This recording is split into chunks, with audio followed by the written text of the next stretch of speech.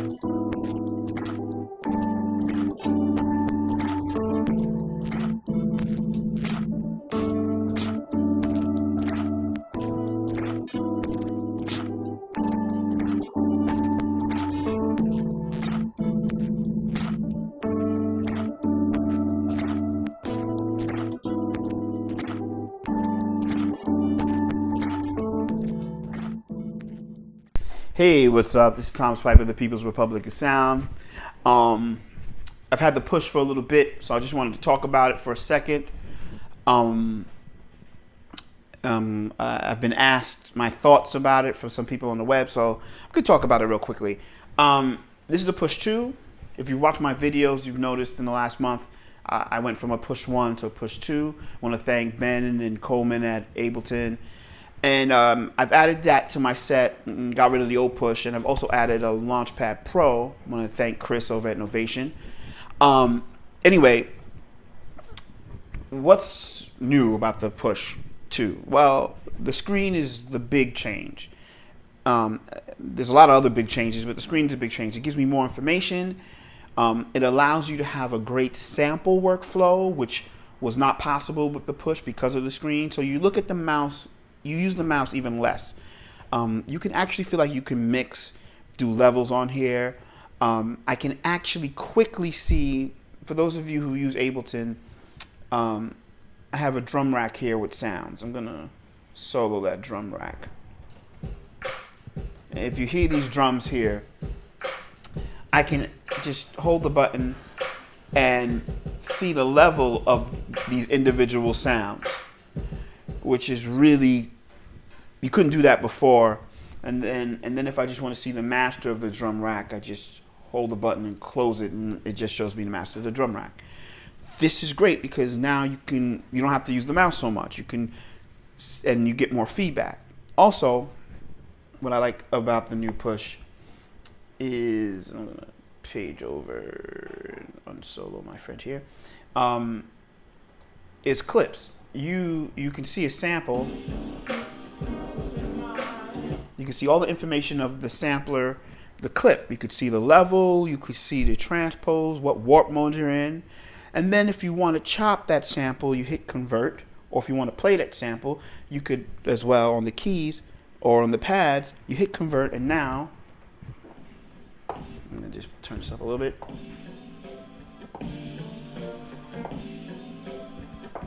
You can play it, you can chop it. I'm going to do slicing, and we're going to.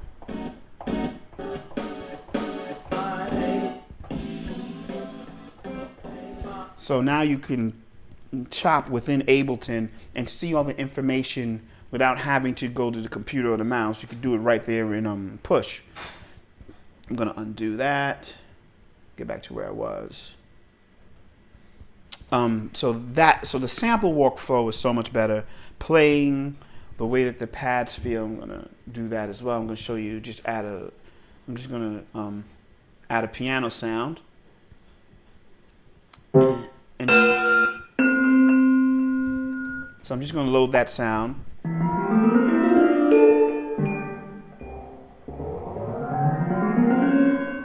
It's just so much easier to play because it's more sensitive, but not in a distracting way. And even when you want to customize how the pads feel when you're playing, you hit setup over here, and it gives you more options: pad sensitivity, pad dynamics, pad gain. So you can go crazy and get the push feeling the way that you want to. It's better for drums as well. I love it a lot for drums. Over here on this side, the selector pad here is using for pitch bend now. It's kind of like a modulation wheel or controller wheel. This works better. Before it was kind of, sometimes it worked, sometimes it didn't. This time it works more reliably. They moved the mute, the solo, and the stop clips. They've always had it, but this is how it's implemented. I like when I'm making a beat, but I don't like it so much when I'm at a show. So this is the first problem that I ran into. Let's say you're playing a song, right? And if you the track that you're selected, if you hit mute, will mute.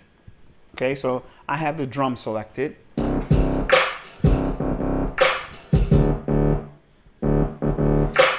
And it muted the track that I had selected, which was the drums. But let's say I was playing live and I want to mute this track.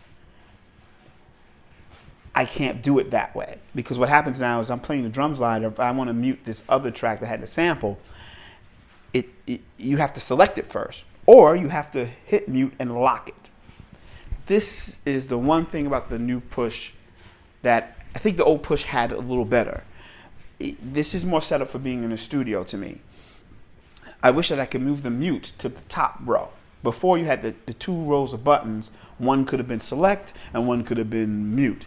Now, that one row does select, mute, solo, it does it all. And at a show, it becomes a little confusing. I wish that you could make this mute button, the mute select, lock the mutes to the top buttons. Because the top right now is only dealing with, like, the top right now is only saying, okay, if you want to use the volumes or if you want to control the sends, it tells you what these knobs are controlling at the top. So when I do a show now, what I end up doing is bringing a launch pad to do my mutes. So it's not as convenient. This could easily be fixed if they allow you to use the mutes. Maybe you could hold the mute button and then the mutes move from this row to the top row and you could still select. That's the first problem. The second main problem is when you take out the power from the power adapter, it's very dim. Almost too dim to see, even in a club. There's no way you would see this in the daylight. Sometimes I have problems seeing it inside here. I can tell my clips, but I can't tell the writing in the screen, so I don't get information as to what clip is what or what track is what. So what happens is when you do a show, you have to carry the power adapter, which is just another power adapter. I have 3 power adapters. I have a MacBook power adapter, I have a Apollo power adapter because I have an Apollo Twin for shows, and I have the push. So that's 3 power adapters. Would love to cut it down, and if I forget one, it's going to be hard to see with the power adapter with the push bus powered. So this problem is it being bus powered is when it's bus powered, and that means when it's being powered only from the computer, just the USB cable, it's not bright at all. And I guess it's because that screen is so bright and almost like a computer screen, it needs as much power as it can. And I love the screen, that's what makes this new push better, but it's hard to see without that power adapter. So don't forget the power adapter. That's basically it. There's some other buttons that have moved. They've given you more pads here.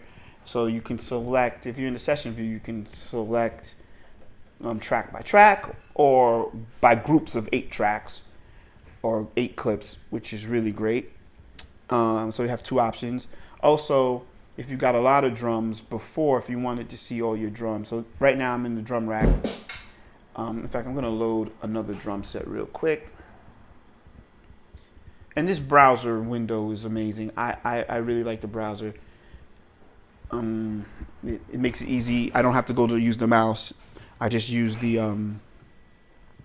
the browser and the add device. It's just much better. So let's see. Right now I have 16 drums, but this drum rack has 90, 100 drums. Before, if you wanted to see all the drums, you hit note twice, and that's how you would see all the drums. And now you hit layout, which is good because you don't get them mixed up. I like this better. Note, you hit layout again, and it gets you back to the drum sequence page, the step sequencer for the drums. So I like that better. I feel that my fixed length button works better. I don't know why. So there's a couple of things that are just much better than the old push. It's overall better than the old push. If you don't have a push, this is the one to buy. If you sample with Ableton, this is the one to buy. If you have the old push and you sample with Ableton, buy this one. If you just play it and use it for clips, you might be cool with your old push. That's fine. For me, it was a definitely must buy, worth it. So that's basically all I have to say about it. I'll be using it a little bit more. Maybe in a month or 2, I'll have some more things and more opinions on it. I hope this gave you enough information. And keep checking out Beatdesign, listening to what I'm doing, watching what I'm doing musically, supporting the shows, supporting the website. And also, if you like my sounds, there's some sounds on my website to buy, so check those out. I'm Thomas Piper of the People's Republic of Sound. You can get those things at thepeoplesrepublicofsound.com. And I'm out.